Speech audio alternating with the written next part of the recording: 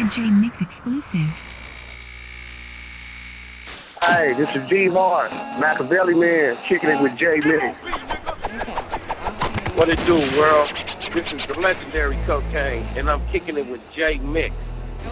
What's good? It's your man Money B. Sending a super shout out to the homie J Mix and everybody at TupacNation.net. Man, this is Robert J kicking it with J Mix. And you know, I'm from the scope. Fillmore. We make 100 more.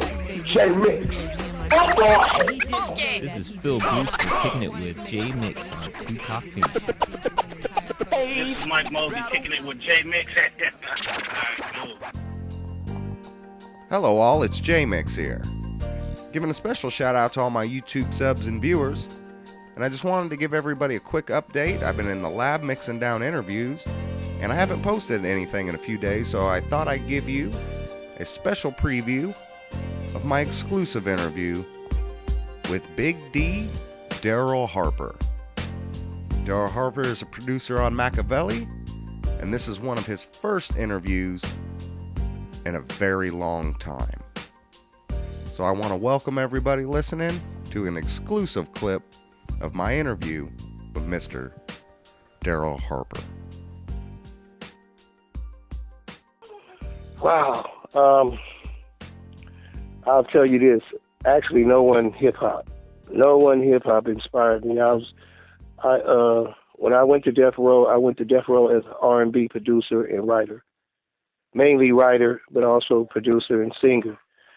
But I was only in the R&B, so my inspirations were people like Aretha Franklin and Marvin Gaye and James Brown, Sly Stone, people like that that was the crux of what music was for me. I really didn't know anything about rap. And then even with Tupac's catalog, I was only familiar with his bigger songs. Like I remember when somebody telling me something about Brenda Had a Baby. I had never heard it.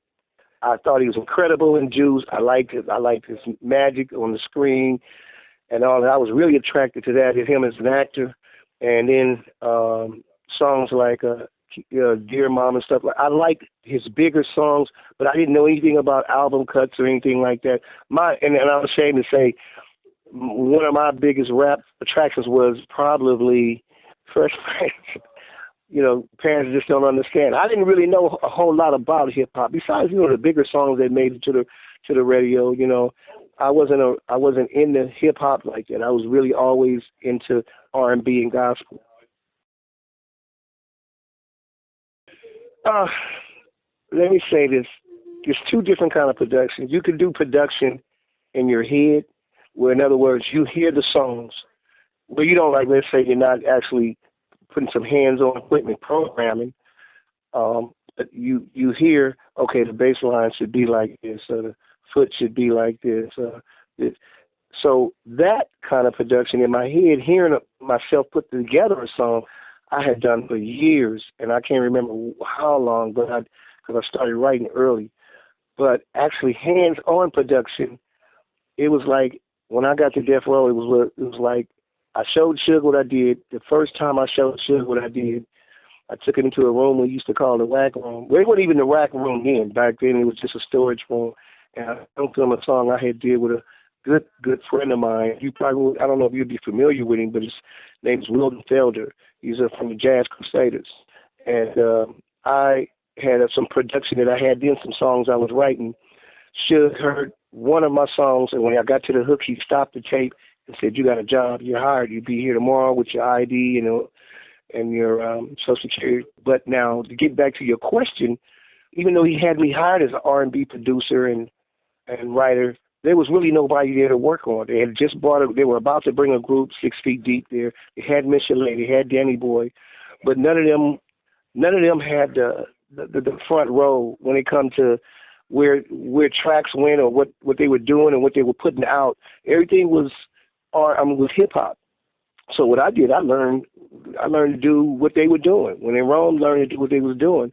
I grabbed equipment from all around the studio, whatever somebody wasn't using, locked myself in a room and started learning how to use the MP3000 and MP60 and different equipment. So I didn't do production before I didn't do beats before I got there. I learned while I was there.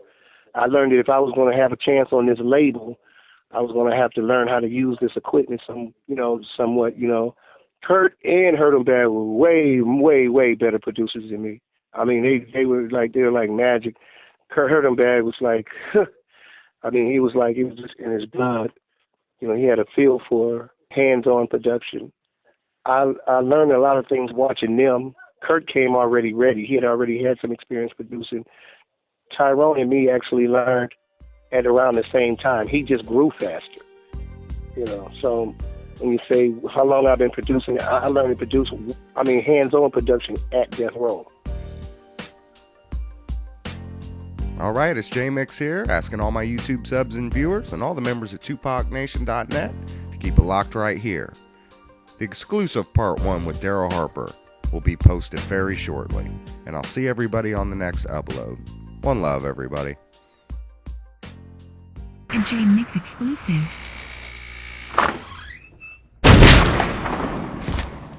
What up, shut up.